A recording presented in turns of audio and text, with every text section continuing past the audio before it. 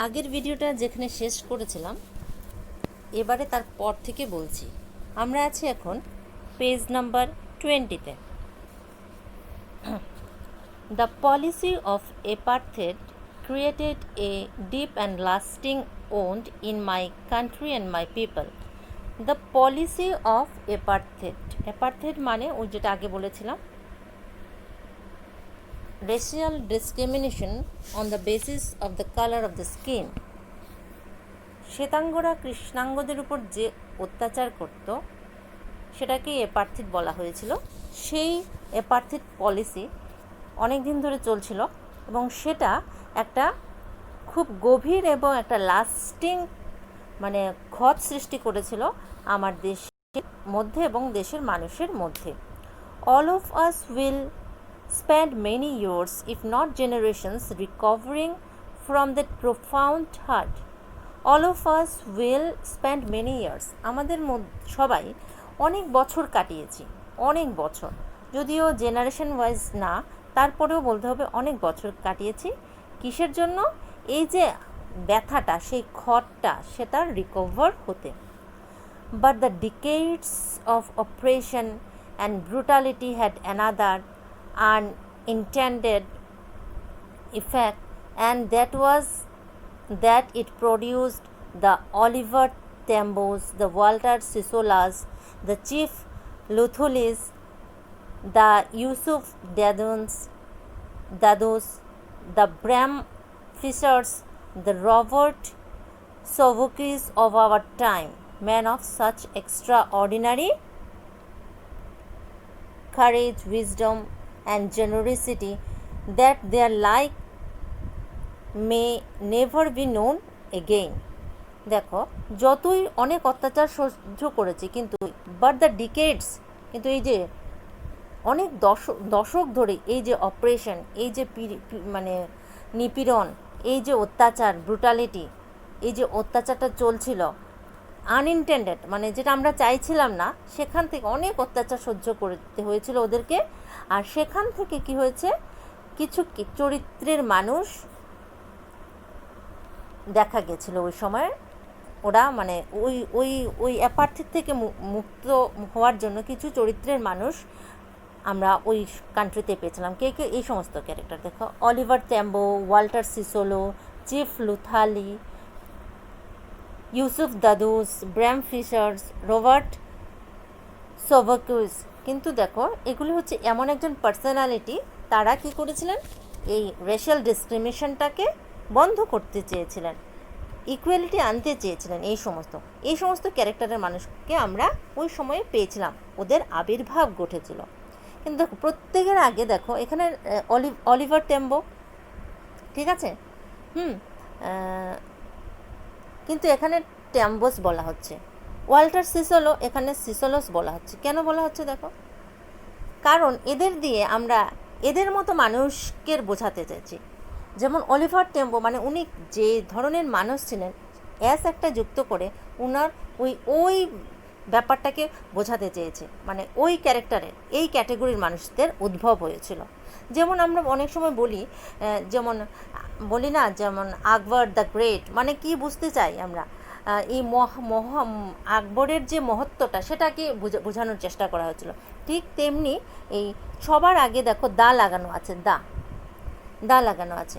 Proper নাউনের আগে দা লাগে না, কিন্তু এখানে লাগানো হয়েছে এখানে বিশেষত্ব বোঝাতে, যে ওদের চরিত্রটা এতই মহান, এবং ওদের সাথে আবার অ্যাসও লাগানো আছে, মানে এই ক্যারেক্টারের এই রকম মহান মানুষদের কথা বোঝানোর জন্যই দি লাগানো হয়েছে, আবার লাস্টে দেখো অ্যাস লাগানো হয়েছে।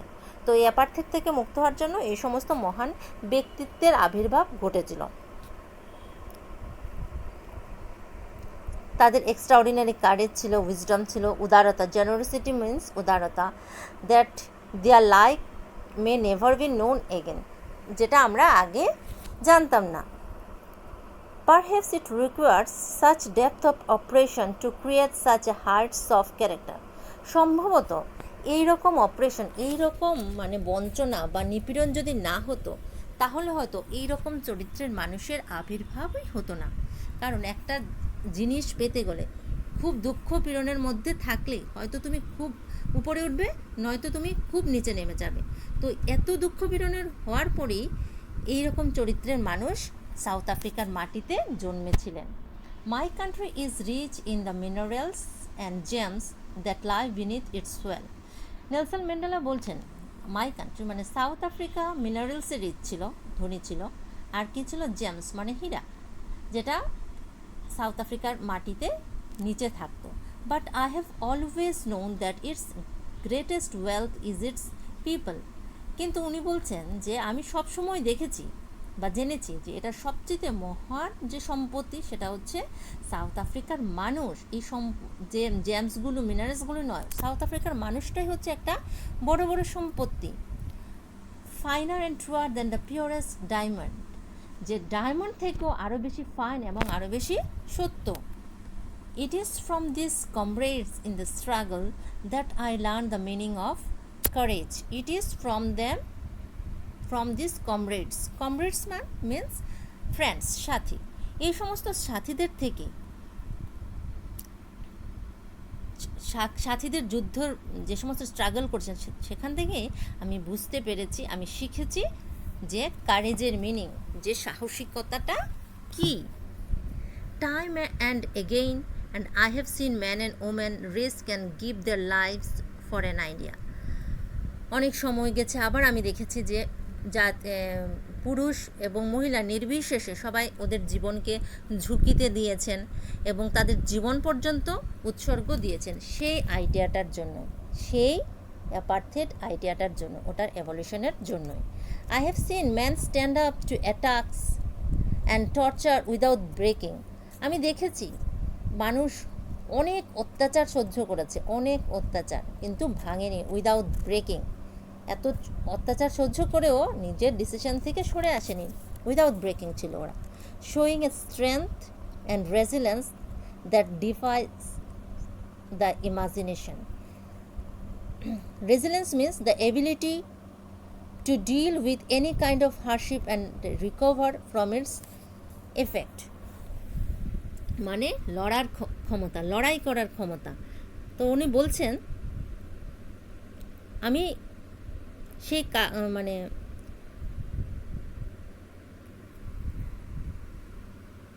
I have seen man stand up to attacks and torture without breaking. আমি মানুষ দেখেছি যারা না ভেঙে অনেক অত্যাচার সহ্য করেছে, নিজের শক্তি দেখিয়েছে, নিজের লড়াই করার ক্ষমতা দেখিয়েছে, যেটা মানে ওদের মানে চিন্তাভাবনাটা যেন আরও বড় করে দেখাতে পারে, মানে ওই অ্যাপার্থিকটা যেন অ্যাবলিউশন হয় তার জন্য ওদের যতটুকু পারে ওরা করে গেছে।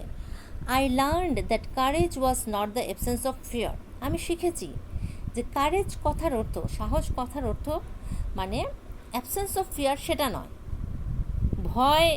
ভয়ের অনুপস্থিতি, এটাই কিন্তু কারেজ নয়। কারেজ কি?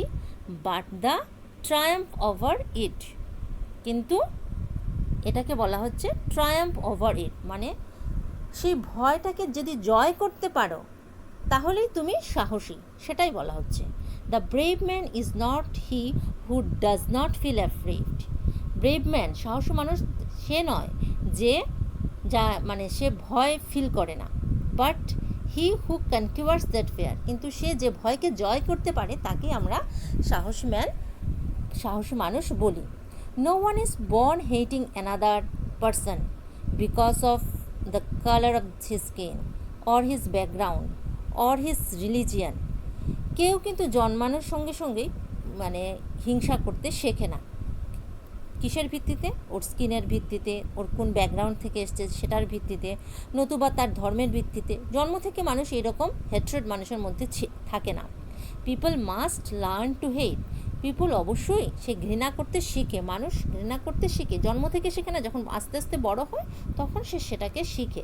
And if they can learn to hate, যদি তারা এই ঘৃণা করা শিখতে পারে, they can be taught to love, তাহলে তাদেরকে কিভাবে ভালোবাসা যায় সেটাও শিখতে পারবে। For love comes more naturally to the human heart than its opposite. কেননা ভালোবাসাটা খুব ন্যাচারালি মানুষের মনের মধ্যে আসে। ঘৃণাটা তো মানুষের মনে জাগাতে হয়, কিন্তু ভালোবাসার সেটা মানুষের ভেতর এমনি থেকেই আসে। এটার মানে ঘৃণা থেকেও ঘৃণাটা জন্মায়, কিন্তু ভেতর থেকে ভালোবাসাটা উৎপন্ন হয়ে যায়। Even in the grimmest times in prison, grimmest মানে সবচেয়ে টাফ টাইমের কথা বলা হচ্ছে, টাফেস্ট, গ্রিমেস্ট মিন্স টাফেস্ট, যখন উনি প্রিজনে ছিলেন মানে জেলে ছিলেন, when my comrades and I were push to our limits, যখন আমি এবং আমার কমরেডস মানে আমার সাথীরা অনেক অত্যাচার সহ্য করেছে, মানে লিমিট শেষ পর্যন্ত আমাদেরকে উপর অত্যাচার চালানো হয়েছিল, I would see a glimmer of humanity in one of the guards, আমি কি করেছি, একটু মনুষ্যত্ব বোধ এক ঝলক হলেও দেখেছি, কার মধ্যে, একজন গার্ডসের মধ্যে, perhaps just for a second, হয়তো এক সেকেন্ডের জন্য, but it was enough to reassure me, কিন্তু এই যে একটু এক ঝলক হিউম্যানিটি, মানবিকতা ওর মধ্যে দেখেছি, ওইটাই যথেষ্ট ছিল আমাকে আবার সাহস জোগানোর ক্ষেত্রে, অ্যান্ড কিপ মি গোয়িং, আমি যেন আরও এগিয়ে চলতে পারি সেই অ্যাপার্থেড অ্যাবলিশনের জন্য, ব্ল্যাক স্কিন কালার যারা ছিল তাদের ফ্রিডম আনার জন্য। Man's goodness is a flame that can be hidden but never extinguished, মানুষের যে ভালো জিনিসটা, সেটা সেই ভালো জিনিসের শিখাটা, ফ্লেম মানে অগ্নিশিখা, ভালো ভালো মেন্টালিটির অগ্নিশিখাটা, সেটা কিন্তু হিডেন মানে লুকিয়ে থাকতে পারে, কিন্তু নিভে না, বাট নেভার এক্সটিংগুইশড, কিন্তু কখনো সেটা নেভে না। In life every man has twin obligations, দেখো এই জায়গাগুলো খুব ইম্পর্ট্যান্ট। নেলসন ম্যান্ডেলা ওনার যে স্পিচ রেখেছেন সেই জায়গাগুলো খুব মানে ইম্পর্ট্যান্ট, ওগুলোকে ভালো করে খেয়াল করে শুনবে। মানুষের জীবনে দুটো দায়িত্ব থাকে, টুইন অব্লিগেশনস।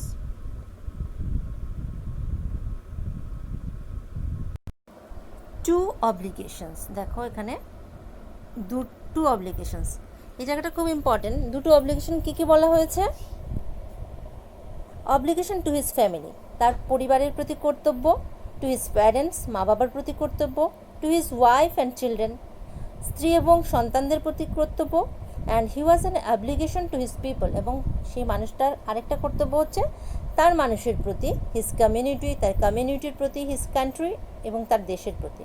দেখো দুটো অব্লিগেশন, একটা পরিবারের প্রতি আর আরেকটা দেশের প্রতি, এই দুটো অব্লিগেশন কথা আমরা এখানে জানতে পারলাম। In a civil and in human society each man is able to fulfil those obligations according to his own inclination and abilities, একটা সভ্য সমাজে প্রত্যেকটা মানুষ তার সেই ক্ষমতা অনুযায়ী তার এই দুটো অব্লিগেশনসকে পরিপূর্ণ করার ক্ষমতা সে রাখে। But in a country like South Africa, কিন্তু সাউথ আফ্রিকার মতো দেশে it was almost impossible for a man of my birth and colour to fulfil both of those obligation, কিন্তু সাউথ আফ্রিকার মতো দেশে যারা আমার কমিউনিটি, মাই বার্থ মানে আমার কমিউনিটির কথা বলা হয়েছে, এবং আমার কালারের কথা মানে ব্ল্যাক কালার এবং এই মানুষের কথা বলা হয়েছে, কৃষ্ণাঙ্গদের কথা বলা হয়েছে, তাদের পক্ষে কিন্তু সেই দুটো কর্তব্য ফুলফিল করাটা অনেকটা অসুবিধাজনক। In South Africa a man of colour who attempted to live as a human being was punished and isolated, South আফ্রিকাতে যে লোক, এ ম্যান অফ কালার, দেখো ওখানে কি বলা হয়েছে,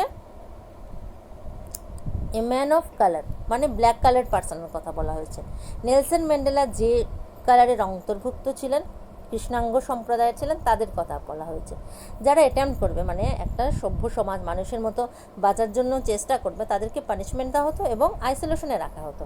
in South Africa a man who try to fulfil his duty to his people, South আফ্রিকাতে যে লোক, যে মানুষ তার নিজের ট্রাইবের প্রতি ডিউটি ফুলফিল করতে চায়, was inevitably ripped from his family, inevitably means unavoidably, মানে অবশ্যই তাকে কী করে করা হয়, তাদের ফ্যামিলি থেকে কেটে দেওয়া হয়, মানে দূরে সরিয়ে দেওয়া হয়, হিজ হোম তার ঘর থেকে, and was forced to live a life apart, এবং তাকে এমন একটা জীবনযাপন করতে বাধ্য করা হয়, a twilight existence of secrecy and rebellion, মানে দেখো টুইলাইট যেটা কোন সময়টা, যখন দিনের শেষ রাতের শুরু, ওই সময়টার কথা বলা হচ্ছে, যখন এই সময়টার মধ্যে যখন বলা হচ্ছে যখন যে সিক্রেসি আর রিভেলিয়ন, রাজদ্রোহ এবং নীরবে থাকার মতন রাজদ্রোহ এবং নীরবে আছো, তুমি রাজদ্রোহ অপরাধে আইসোলেশনে আছো, এরকম একটা জীবনযাপন করতে তোমাকে বাধ্য করা হয়।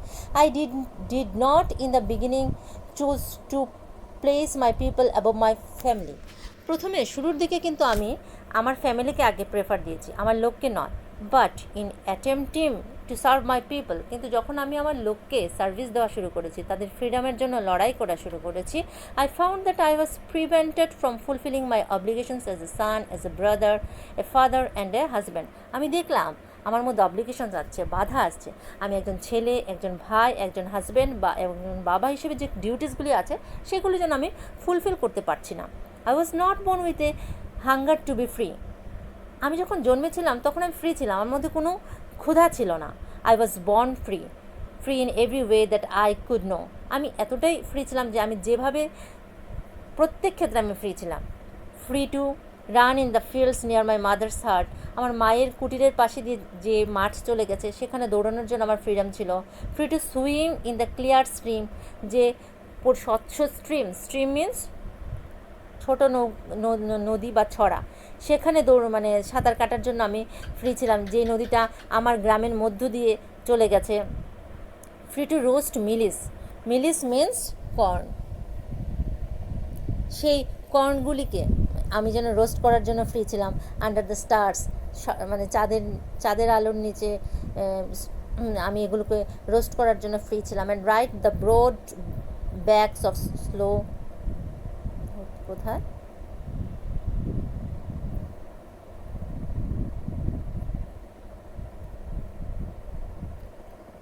অফ স্লো মুভিং বুলস, যেন আমি মুভিং বুলস, ছোটো ছোটো মুভিং আস্তে আস্তে দৌড়ায় সেই বুলগুলিকে আমি দৌড়ানোর ক্ষেত্রেও ফ্রি ছিলাম। তখন আমার কোনো বাধা ছিল না। As long as I obey my father, যতক্ষণ পর্যন্ত আমি আমার বাবার নির্দেশ মেনে চলতাম। Abide by the customs of my tribes, আমার যে ট্রাইবের যে কাস্টমগুলিকে মেনে চলতাম। I was not travelled by the laws of man or god, আমার মধ্যে কোনো সমস্যা ছিল না, আমি কোনো সমস্যায় পড়িনি, ভগবানও আমাকে কোনো সমস্যায় ফেলেনি, আর কোনো লোকও আমাকে সমস্যায় ফেলেনি। It was only when I began to learn that my boyhood freedom was an illusion, when I discovered as a young man that my freedom had already been taken from me. কিন্তু যখন আমি নিজেকে আবিষ্কার করলাম আমি young man হয়ে গেছি, তখন দেখলাম যে আমার ছোটোবেলার যে ফ্রিডমের সম্পর্কে ধারণাটা, সেটা ছিল একটা ইলিউশন মিন্স দেখতে মনে হবে সত্যি, কিন্তু আসলে সেটা সত্যি নয়, সেটাকে বলা হচ্ছে ইলিউশন। সেটা আমার কাছ থেকে ছিনিয়ে নেওয়া হয়েছে, আমার ফ্রিডমটা আমার কাছ থেকে ছিনিয়ে নেওয়া হয়েছে। That I began to hunger for it, এর জন্য আমার মধ্যে তখন সেই ক্ষুধাটা জাগলো, আমাকে ফ্রিডম পেতে হবে। At last as a student I wanted freedom only for myself. At first, শুরুতে যখন আমি ছাত্র ছিলাম, আমি শুধুমাত্র আমার জন্যই ফ্রিডম চাইতাম। The transitory freedom of being able to stay out at night, সেই ফ্রিডমটা, transitory means not permanent, not permanent, এইরকম একটা ফ্রিডম চাইতাম যাতে করে আমি রাতের বেলা বেরোতে পারি। রিড হোয়াট আই প্লিজড, সেই বইটাই যেন আমি পড়তে পারি যেটা আমার ভালো লাগে। গো ওয়্যার আই চুজ, যেখানে খুশি আমি যেতে পারি, এরকম ফ্রিডম চাইতাম। Later as a young man of Johannesburg, কিন্তু জোহান্সবার্গের যখন ইয়ং ম্যান হিসেবে আমি নিজেকে আবিষ্কার করলাম, তখন কি দেখলাম? I yarn for the basic and honourable freedom of achieving my potential, of earning my keep, of ম্যারিং and having a family. কিন্তু জোহান্সবার্গের ইয়ং ম্যান হিসেবে যখন নিজেকে আবিষ্কার করলাম, তখন কি দেখলাম? আমার মধ্যে সেই ফ্রিডমগুলি চাওয়ার ইচ্ছা জাগলো, যাতে করে আমি ভালো রোজগার করতে পারি, আমার ক্ষমতা অনুযায়ী আমি বিয়ে করতে পারি, সংসার করতে পারি, আমার জন্য একটা ফ্যামিলি থাকে।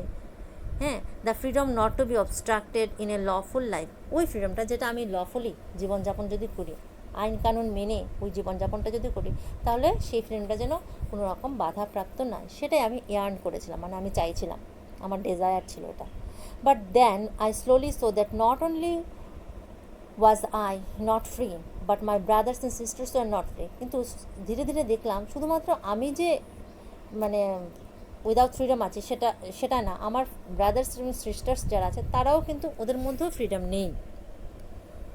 I saw that it was not just my freedom that was curtailed. আমি দেখলাম শুধুমাত্র আমার ফ্রিডমটাই যেন কার্টেল রিডিউস, কমিয়ে দেওয়া হয়েছে, তা নয়। But the freedom of every one who looked like ideal. কিন্তু প্রত্যেকের ফ্রিডম, যারা আমার মতো দেখতে, আমার মতো কালার মানুষ যারা, প্রত্যেকের ফ্রিডমকে সংকুচিত করে দেওয়া হয়েছে। That is when I join the African National Congress. তারপর উনি কোথায় জয়েন করলেন? সেই মানে পার্টিটা আফ্রিকান ন্যাশনাল কংগ্রেস, যে পার্টিটাতে তিনি জয়েন করেছিলেন এবং যেখানে 400 সিটের মধ্যে ভোট হয়েছিল, 252 মানে সিট জয় করে উনি first black president of South Africa হয়েছিলেন। সেই পার্টির কথা বলা হচ্ছে। That is when the hunger of my own freedom became the greater hunger. যখন উনি ANC আফ্রিকান ন্যাশনাল কংগ্রেস সেই পার্টিটা জয়েন করেন, তখনই ওনার মধ্যে ওনার যে নিজের ফ্রিডমের জন্য যে হাঙ্গারটা, ক্ষুধাটা, বিকেম দ্য গ্রেটার হাঙ্গার, সেটা মহৎ হাঙ্গারে পরিণত হলো। কার জন্য? For the freedom of my people. মানে এখন আমার ফ্রিডম শুধু আমার ফ্রিডম না, আমার ট্রাইবের ফ্রিডম দরকার, আমার মানুষের, আমার কান্ট্রির ফ্রিডম দরকার, সেটাতে পরিণত হলো। It was the desire for the freedom of my people to live their lives with dignity and self respect that animated my life. আমার যে ইচ্ছা, যে এই ইচ্ছাটা আমাকে আমার জীবনে তাড়িত করতে লাগলো। কী পাওয়ার জন্য? যে আমার লোকেরা যেন একটা ডিগনিটি, মর্যাদাপূর্ণ এবং সেলফ রেসপেক্ট, আত্মমর্যাদা পরিপূর্ণ জীবন যাপন করতে পারে, সেটা আমাকে তাড়া করতে লাগলো। That transformed a frightened young man into a bold man. সেই ইচ্ছা থেকেই আমি ছিলাম কীরকম? একজন ফ্রাইটেন্ড, ভয় পেতাম এরকম একটা ইয়ং ম্যান। সেখান থেকে আমি কি হয়ে গেলাম? একজন বোল্ড পার্সোনালিটি হয়ে গেলাম। That drove a law abiding attorney to become a criminal. সেই ইচ্ছাই আমাকে ল অ্যাবাইডিং অ্যাটর্নি মানে যে সবসময় আইন কানুন নিয়ম শৃঙ্খলা মেনে চলতাম, সেখান থেকে আমি হয়ে গেলাম একজন ক্রিমিনাল। মানে আমাকে জেলে পর্যন্ত যেতে হয়েছিল আমার লোকেদের ফ্রিডম আনার জন্য। আমাকে এই জায়গা থেকে ল অ্যাবাইডিং অ্যাটর্নি থেকে ক্রিমিনাল পর্যন্ত হতে হয়েছিল।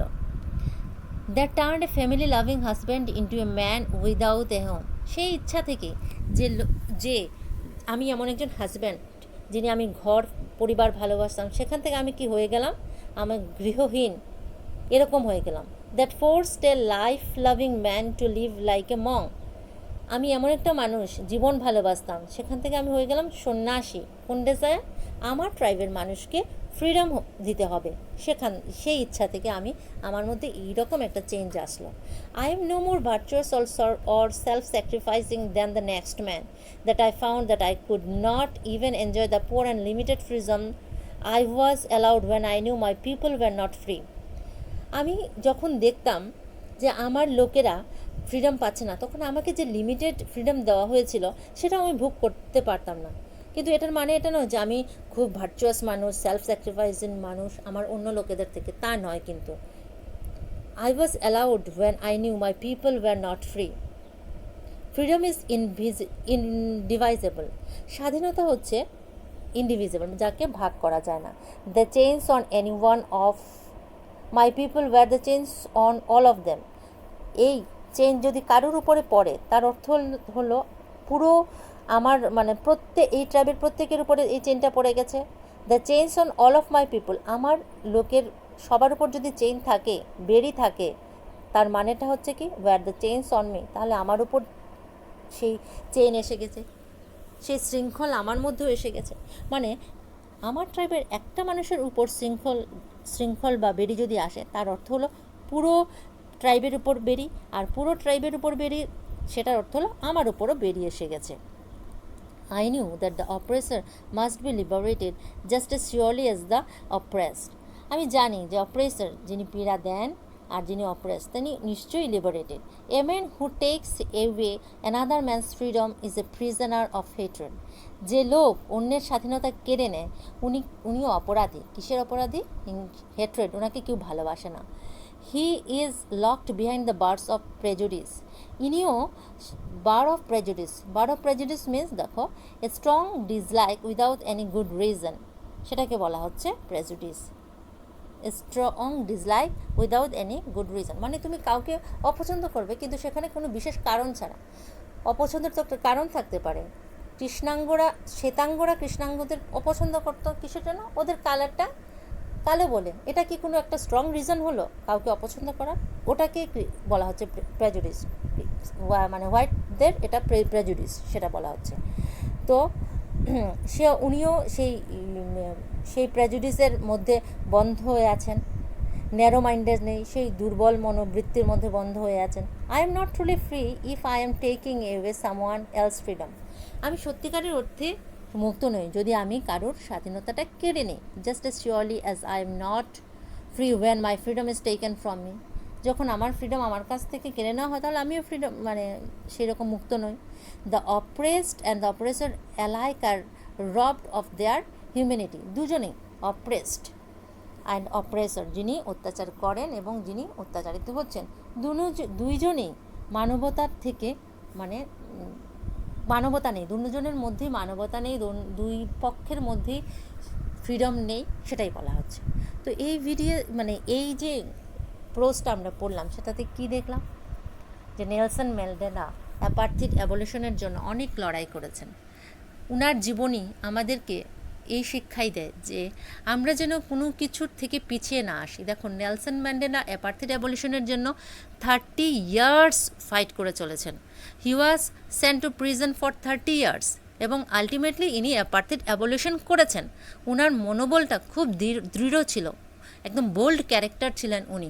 তার জন্যই ইনি একটা ইতিহাস গঠন করতে সক্ষম, ইতিহাস বানিয়েছেন, ইতিহাস তৈরি করেছেন, সক্ষম হয়েছেন। আমরাও যদি আমাদের কোনো স্ট্রং ডিসিশন থেকে পিছিয়ে না যাই, লক্ষ্যে যদি আমরা পৌঁছতে চাই, আমাদের মনোবল যদি সেই কঠিন থাকে, তাহলে আমরা অবশ্যই আমাদের লক্ষ্যে পৌঁছতে পারবো। বিপত্তি আসবে, বাধা আসবে, কিন্তু আমরা পিছবো না। নেলসন ম্যান্ডেলার জীবনী আমাদেরকে সেই শিক্ষাই দেয়। জীবনে যতই বাধা বিপত্তি আসুক না কেন, লক্ষ্যে আমাদেরকে পৌঁছতেই হবে। আমরা মাঝপথ থেকে ফিরে যাব না, ব্রেক হব না, ভাঙব না। আমাদেরকে নেলসন ম্যান্ডেলার মতনই বোল্ড হতে হবে। এটাই হচ্ছে এই পোস্টটার শিক্ষা। তো আজকের এতটুকুই আমরা পড়লাম, স্টোরিটা এতটুকুই আছে। দেখা হবে তোমাদের সাথে পরবর্তী ক্লাসে।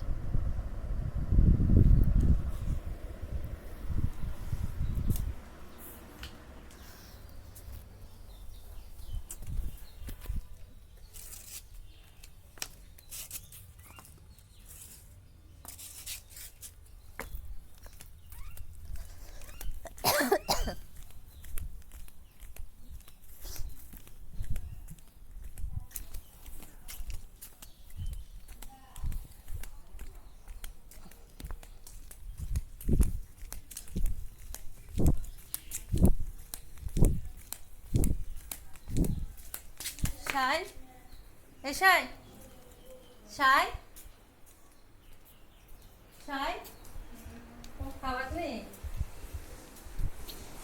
শেষ হয়ে গেছে দেখছো? না, একটা জিনিস দেখ, তখন কিনা করতাম, এটা আমি স্টপ করে রেখে দিচ্ছি।